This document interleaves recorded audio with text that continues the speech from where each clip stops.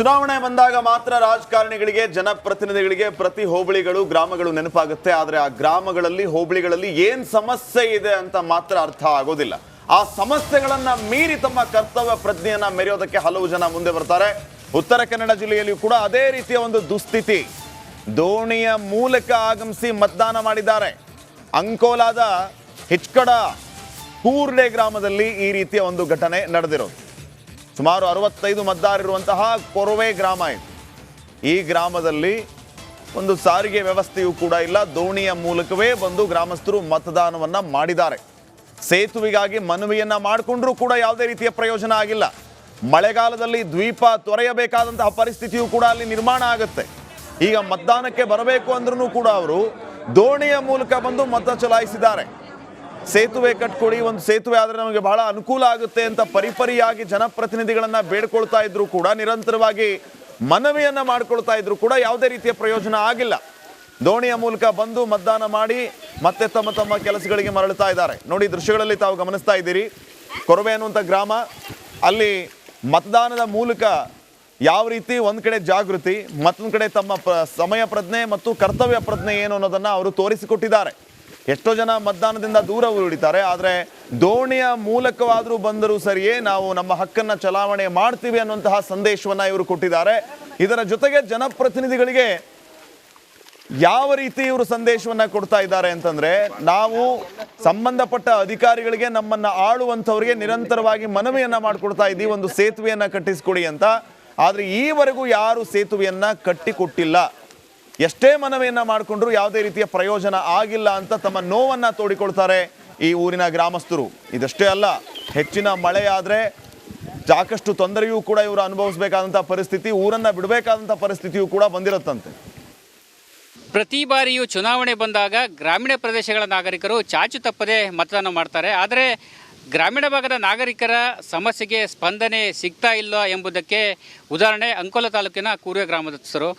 ಇಲ್ಲಿನ ಗ್ರಾಮಸ್ಥರು ಕೂಡ ಇವತ್ತು ಲೋಕಸಭಾ ಚುನಾವಣೆ ಸಂದರ್ಭದಲ್ಲಿ ಮತದಾನ ಮಾಡಲಿಕ್ಕೆ ದೋಣಿ ಮೂಲಕ ಬರ್ತಾ ಇರುವಂಥದ್ದು. ಈ ಬಗ್ಗೆ ನಾಗರಿಕರನ್ನ ಮಾತಾಡ್ಸೋಣ.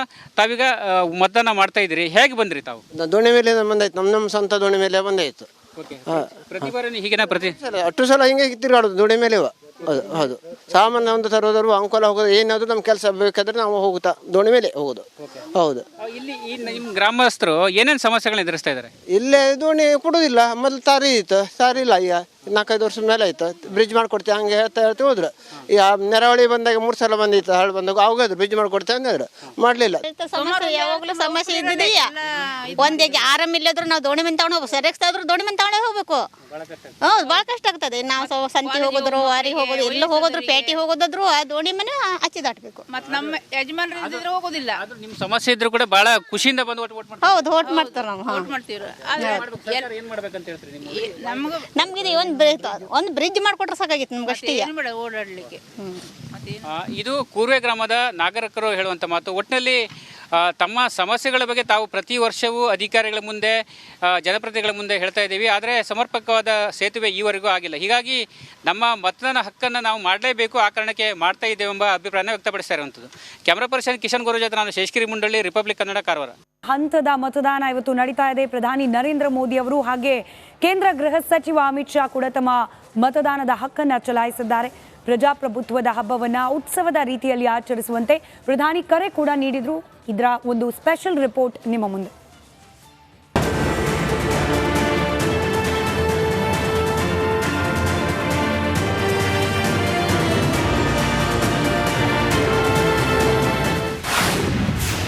ತವರಲ್ಲಿ ಮತದಾನ ಮಾಡಿದ ನಮೋ.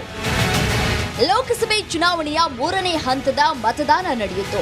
ಪ್ರಧಾನಿ ನರೇಂದ್ರ ಮೋದಿಯವರು ತಮ್ಮ ತವರು ರಾಜ್ಯ ಗುಜರಾತ್ನ ಗಾಂಧಿನಗರದ ನಿಶಾನ್ ಪ್ರೌಢಶಾಲೆಯಲ್ಲಿ ತಮ್ಮ ಹಕ್ಕು ಚಲಾಯಿಸಿದ್ರು.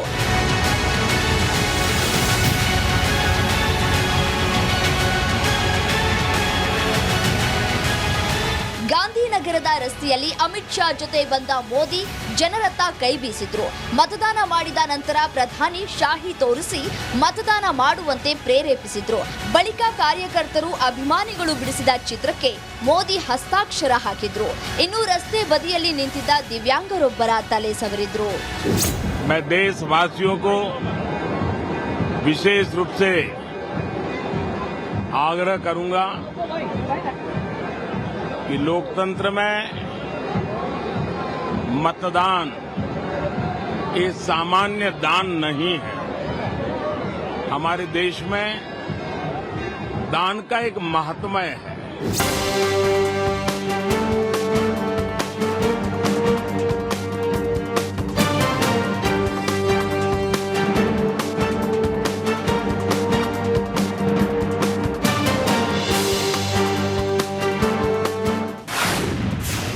ಸ್ವಕ್ಷೇತ್ರದಲ್ಲಿ ಅಮಿತ್ ಶಾ ಮತದಾನ. ಕೇಂದ್ರ ಗೃಹ ಸಚಿವ ಅಮಿತ್ ಶಾ ಅಹಮದಾಬಾದ್ನ ಗಾಂಧಿನಗರದಲ್ಲಿ ಮತದಾನ ಮಾಡಿದ್ರು. ಕುಟುಂಬ ಸಮೇತರಾಗಿ ಬಂದು ತಮ್ಮ ಹಕ್ಕು ಚಲಾಯಿಸಿದ್ರು.